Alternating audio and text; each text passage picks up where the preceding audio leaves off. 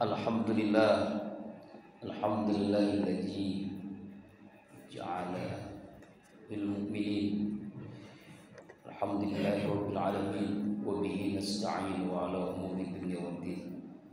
Salatu wassalamu ala asyrafil anbiya'i wal mursalin sayyidina wa maulana Muhammadin wa ala alihi wa ashabihi wa man tabi'ahu bi ihsanin ila yaumiddin.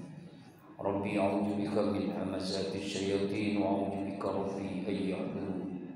Subhanaka la ilma lana illa ma 'allamtana innaka antal alimul hakim. La haula wala quwwata illa billahil aliyyil azim. Amma ba'd.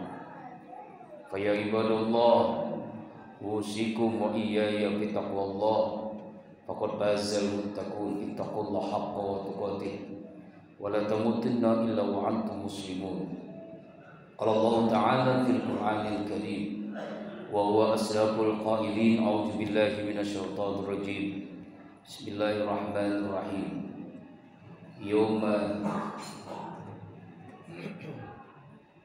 A'udzu billahi minasyaitonir rajim. Bismillahirrahmanirrahim. Inna akramakum indallahi atqakum. Qala Rasulullah sallallahu alaihi wasallam, innallaha la yanzuru ila suwarikum wa la ila asabikum wa la ila amwalikum walakin yanzuru ila qulubikum wa a'malikum. Sadaqallahul azim wa sadaqan nabiyil karim wa nahnu ala dzalika minasyahidin wa syakirin walhamdulillahi rabbil alamin. Ma'asyiral muslimin wa jumratul mukminin, sedang Jumat Masjid Al-Kautsar rahimakumullah. Tidak ada sikap yang terbaik sebagai hamba Allah yang bertauhid. Cepat atau lambat semua kita akan menghadapi kematian, kecuali langkah takwa yang selalu menyertai kita dimanapun, kapanpun, dan insya Allah dalam kondisi bagaimanapun. Wa tazawwadu fa inna khairat taqwa, berbekallah, sebaik-baiknya bekal adalah takwa.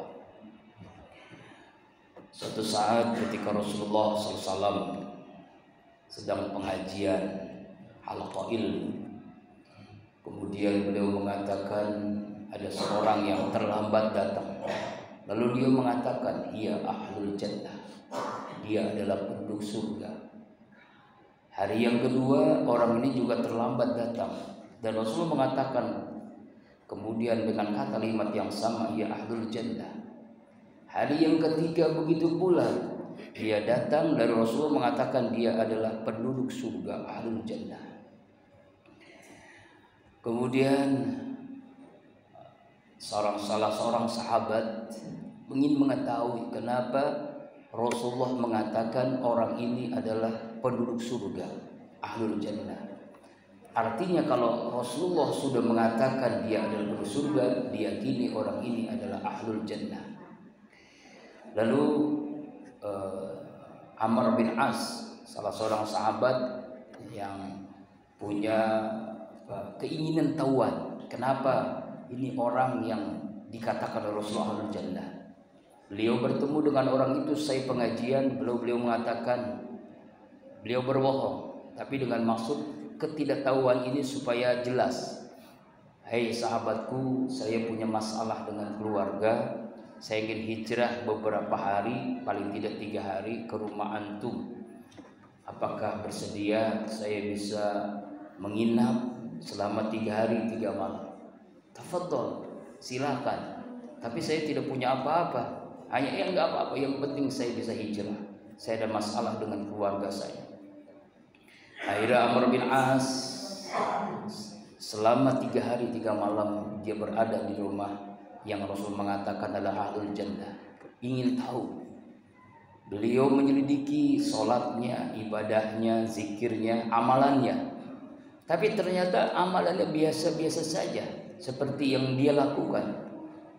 Tidak sehebat mungkin begitu. Tidak yang dikatakan Rasulullah penduduk surga, pasti ada amalan yang luar biasa. Tapi ternyata biasa-biasa saja amalannya. Sholatnya, zikirnya, baca Al-Quran dan sebagainya, tidak apa yang di dalam hatinya. Akhirnya selama 3 hari sudah selesailah. Lalu dia pamitan, hai sahabatku, selama 3 hari 3 malam saya berada di rumah antum. Saya pamit, sebenarnya saya berbohong, saya tidak ada masalah dengan keluarga. Tetapi saya penasaran dengan apa yang diucapkan oleh Rasulullah SAW bahwa antum ini dikatakan ahlul jannah, penduduk surga. Saya terheran-heran dengan ucapan itu, tapi selama 3 hari 3 malam saya melihat antum ibadahnya sama saja dengan saya, biasa aja. Tidak perkiraan saya ibadahnya luar biasa, sholat malamnya, baca Qur'annya, zikirnya. Tapi kok ternyata biasa saya. Kenapa Rasulullah mengatakan antum ini penduduk surga?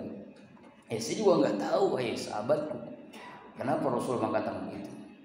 Nah, ketika dia pamitan, beberapa langkah dipanggil. Hai Ammar bin As, ta'al kemari. Ada apa sahabatku? Mungkin, wallahu a'lam, mungkin ini yang menyebabkan Rasulullah mengatakan saya adalah ahlul jannah. Apa itu? Setiap malam, setiap hari, tidak ada hati yang dengki, dendam, hasud, iri hati, sombong, dan yang lainnya. Mungkin ini diantaranya suuzon sama orang lain, tidak pernah ada dalam hati saya. Oh, itulah. Nah, ternyata diselidiki, inilah penyebabnya kenapa seorang ini dikatakan ahlul jannah. Ibadahnya biasa saja, amalan biasa, ternyata ada yang luar biasa, yaitu seorang yang memiliki hati yang bersih, hati yang bening, tidak memiliki rasa dendam, hasud, iri hati, sombong, pelit, bakhil, dan berbagai penyakit hati lainnya. Apa kuncinya? Memiliki hati yang bersih. Yauma, pada hari di mana tidak bermanfaat malun wala banun illa man Allah biqalbin salim, kecuali hamba Allah yang memiliki hati yang bersih, hati yang jernih. Sehingga dalam sebuah hadis Rasulullah mengatakan, inna fil jasad mudghah, dalam setiap diri kita ada segumpal darah daging. Idza salahat salahat jasad kullu, apabila baik baiklah, wa ila fasadat jasad kullu, apabila rusak rusaklah. Ya al-qalbu, itu adalah hati. Jadi penentu seorang itu dikatakan Rasulullah adalah ahlul jannah adalah memiliki hati yang bersih. Sebanyak apapun amal kita, sebanyak apapun sedekah kita, atau kita pulang pergi untuk melaksanakan ibadah umroh setiap tahunnya, atau kita melaksanakan ibadah yang lainnya, sholat tahajud, tapi kalau kita memiliki hati yang kotor berpenyakit, maka kita sulit memiliki, Allah akan masukkan kita dalam surga. Karena itulah innallaha la yanzuru ila suwarikum wala ila asamikum wala ila amwalikum walakin yanzuru ila qulubikum wa a'malikum. Sesungguhnya Allah tidak melihat wajahmu, fisikmu, hartamu, kedudukanmu, tetapi yang Allah lihat adalah hati dan amalmu.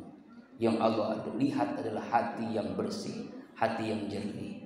Inilah pentingnya kita menjaga hati. Ketika itu pernah diungkapkan oleh Imam Al-Ghazali dalam Ihya Ulumuddinnya, bahwa hati itu bagaikan raja. Kalau hati memerintahkan kebaikan, seluruh rakyatnya akan melakukan kebaikan.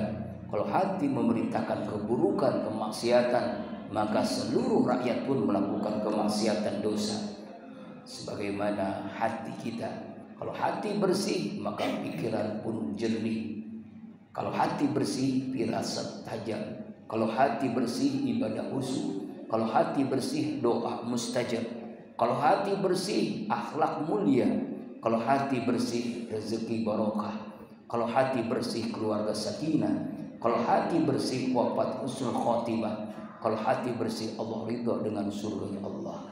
Pentingnya kita menjaga hati ini. Apalagi ketika kehidupan sekarang banyak orang yang stres menghadapi kesulitan ekonomi, menghadapi keluarga, anak, istri, dan seluruhnya, sehingga menyebabkan hati ini kotor dari berbagai penyakit hati, baik itu hasud, iri hati, dengki, bakhil, pelit, atau penyakit sombong atau ria, merasa hebat dalam ibadah, padahal Allah menyatakan bahwa Allah tidak akan menerima wa ma umiru illa liya'budullaha mukhlishina lahuddin. Tidaklah kuperintahkan dalam beragama kecuali ikhlas dalam melaksanakannya, tidak ria, tidak sum'ah, tidak ujub. Fala tuzakku anfusakum wa a'lamu biman ittaqa. Jangan sekali-kali merasa paling hebat, paling bertakwa, karena aku Allah tahu siapa kalian sebenarnya. Itulah pentingnya kita menjaga hati yang bersih, hati yang jernih, tidak berpenyakit. Seringkali ketika kita punya penyakit jasmani, kita buru-buru cepat-cepat untuk mengobatinya, minum obat ke dokter, ke rumah sakit, dan itu memang hak kita. Tapi seringkali punya penyakit hati, kita tenang-tenang saja, bahkan sengaja hati ini dibiarkan untuk kotor. Nah, lalu bagaimana caranya agar kita memiliki hati yang bersih? Cara yang pertama adalah sungguh-sungguh dalam ibadah, mujahadah. Allah Subhanahu wa taala berfirman dalam surah Al-Ankabut 69, A'udzubillahi minasyaitonir rajim. Walladzina jahadu fina lanahdiyannahum subulana wa innallaha lama'al muhsinin. Orang-orang yang bersungguh-sungguh dalam melaksanakan ibadah perintah Allah, maka Allah akan memberikan hidayah, petunjuk kepadanya. Kesungguhan dalam ibadah mempengaruhi hati yang bersih. Inna likulli ibadatin minal ibadati shahihah asar. Setiap ibadah yang dilakukan dengan kesungguhan, ikhlas, sungguh-sungguh istiqamah, maka akan melahirkan hati yang bersih. Yang kedua, muhasabah. Muhasabah terbaik adalah zikrul maut, ingat akan mati. Karena mati adalah kewajiban bagi yang hidup. Semua kita mati tanpa terkecuali yang kaya, miskin, yang berilmu atau yang awam, yang sehat atau yang sakit, semua kita akan menghadapi kematian. Dan aqyasul ummati zikrul maut asadustiqlalillah. Hamba Allah yang paling cerdas di kalangan umatku adalah hamba Allah yang paling banyak ingat mati dan mempersiapkan hidup setelah mati. Kalau orang banyak ingat mati, tidak mungkin dia maksiat, tidak mungkin dia korupsi, tidak mungkin dia zalim, tidak mungkin dia riba, tidak mungkin dia zina, tidak mungkin dia mabuk. Kenapa? Karena dia ingat mati dan dia mempersiapkan hidup setelah mati. Dengan banyak ingat mati, hati kita menjadi jernih, hati kita menjadi bersih, dan penyakit hati pun dihilangkan lewat banyak ingat kematian. Kemudian yang berikutnya, cara efektif agar kita memiliki hati yang bersih, menghukum diri, mu'aqabah, karena melakukan kesalahan, dan itu karena kesadaran diri. Sebagaimana Umar bin Khattab, waktu itu dia sibuk dengan ladangnya, dia bertani, dia lupa karena dia tidak mendengar suara azan berkumandang. Ada salah seorang sahabat yang pulang dari masjid, lalu Umar bertanya, "Hai sahabat, dari mana kau?" "Dari masjid, sholat berjamaah asar waktu itu." "Kenapa kamu tidak ada?" "Ya Allah, innalillah, astaghfirullahaladzim, saya tidak tahu telah masuk waktu sholat."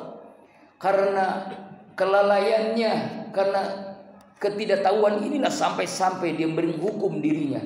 Gara-gara ladang ini, gara-gara kebun kurma ini, saya tidak ikut sholat berjamaah di masjid. Mulai saat ini ladang kurma saya seluruh